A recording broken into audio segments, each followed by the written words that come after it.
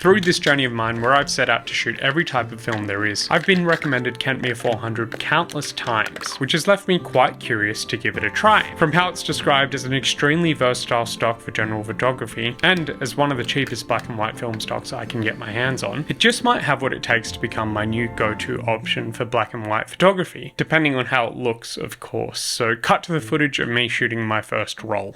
Which begins here in the suburbs of Sydney on a cloudy, cool, somewhat rainy day, where I'm just trying to familiarise myself with Pan 400, having never shot it before, all whilst exploring a bit of a different scenery because I'm here for the weekend. I've got a wedding and I thought that before the wedding, why not get some pictures and kind of explore. From the outset, having done a little bit of research, I knew that Kentmere 400 was a flat-looking, low to mid-contrast stock with a wide dynamic range, which led me to shooting this roll in a haphazard manner. I'm really just shooting anything, expecting to still have details in the highlights and in the shadows that, you know, there's no way of knowing until I've shot it. Using such a versatile film stock, I wasn't limited to shooting in any certain style, so I had a lot of fun shooting this roll. I captured landscapes, some street photography, some tourist snaps, and even a portrait on this first roll. And it all came out with a nice neutral look, which usually I wouldn't be a fan of, but for this roll it just kind of worked. Now, in regards to this neutral, flat look, and I know this is a bit controversial in the film photography world, but love it or hate it, the reality of modern day film photography, whether or not the manufacturers intended it, is that film is a digital process now, or at least it's part of a digital process. The vast majority of photographers have their negatives scanned, including myself, and for Kentmere 400, being such a flat film is undeniably advantageous in a digital workflow, because you can always easily increase the contrast in an image, but removing contrast is a lot more difficult, even more so when most of us are dealing with JPEGs. But before I get ahead of myself and get some comments pointing out that of course when you shoot in soft lighting you get images with lower contrast, I did shoot another roll after in some different conditions, this time with a friend. So here I am with Chloe and we're going to go out and get some shots, but first we're going to get some shots just here in our house as I think the lighting looks cool.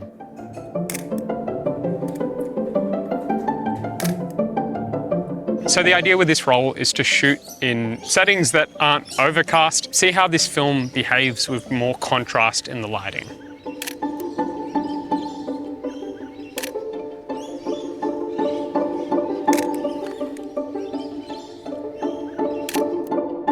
I keep choosing to not be in direct sunlight because I don't like shooting in direct light. True, and the whole point of it is to shoot in direct light.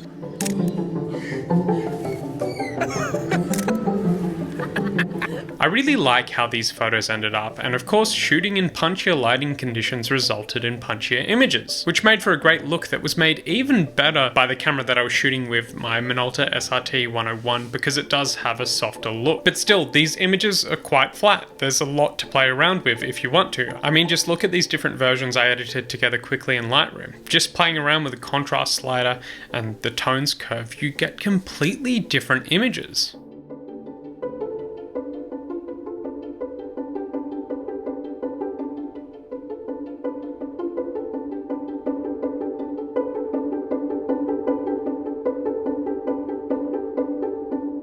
Looking at other similarly priced ISO 400 black and white films, there's Agfa APX 400, Ilford XP2, Ilford Pan 400, Rollei Retro 400, and Ilford HP5. That's not all of them, but those are the ones that I have access to, and all of them are produced in the United Kingdom by Harman Technology. In the film photography community, there is a lot of discussion about some of these stocks potentially being the same, just being rebrands. In this video, I do not want to get into that. It's a messy can of worms with a lot of hearsay and not enough evidence for my liking. What I will do though is compare the films that I personally have experience with, which are Ilford HP5 and Ilford XP2. The looks produced by each of these stocks are vastly different, and really it's a matter of preference. On a scale of punch, it'd probably go Kentmere 400, HP5, then XP2, with XP2 being the punchiest. Price-wise though, which is what I'm more interested in talking about for the purposes of this video, as Kentmere is is a budget stock. It goes XP2, Kentmere, and then HP5. Priced accordingly per image at $1, $1.05, and $1.13. Now, of course, across the globe, prices will vary, especially nowadays, and this is just how much it costs for me currently, including the fees that my local lab charges. It's more of an indicator than anything else, and if you don't use Australian dollars, in US dollars that'd be 68,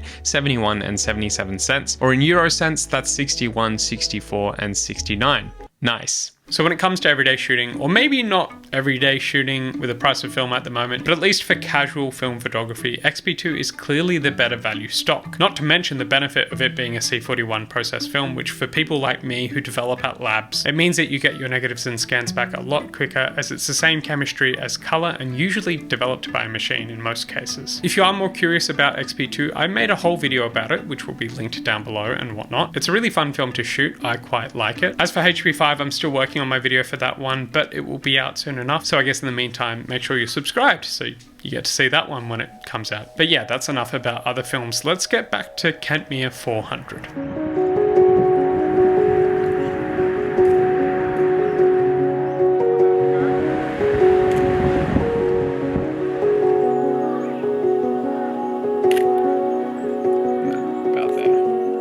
With the final shots on the roll in my Minolta, I decided to go shoot some landscape shots both at the beach and on the countryside. And these photos just go to show how much of an all-rounder film Kentmere 400 is. I was actually surprised to see how well it did in low light with those final few shots. It was darker than it looks on video, yet those shadows still ended up with quite a lot of detail in them. And I was quite impressed to get that out of ISO 400. Now, to be honest with you, I've really struggled to put together this review. I've been working on it for nearly 2 years at this point, and that's because there isn't really much to talk about with this film. It's not overly technical, it's not stylized, it's just inoffensive, for want of a better word. It looks great no matter what you do, and that look changes depending on how you process it. At the start of this, I was curious to see if Kentmere 400 would become my new go-to option for black and white photography, and after using it a bit with its versatility, I think it's a brilliant go-to option, and I can see myself grabbing a roll whenever I'm in the mood for black and white without necessarily knowing what I'm going to shoot though. Most likely when I'm getting casual snaps, traveling, or with friends. As ever, I strongly recommend giving it a try for yourself. Don't just listen to what YouTubers have to say about it. And if you disagree with me, agree with me, or have anything interesting to add, please join the discussion down in the comments below. We like to have a community here that's all about learning and helping each other out. And that's it. I'm going to leave you with a few more Kentmere 400 photos that I took on some travels recently. I'm in Switzerland now, and I'm very excited to be taking photos, though this roll has been through several airports, through several X-ray machines, so it's probably ruined. But we'll give it a shot, because look at this scenery. If I get pictures from this, it's going to be great. If I don't, I've taken digital pictures, so it's fine.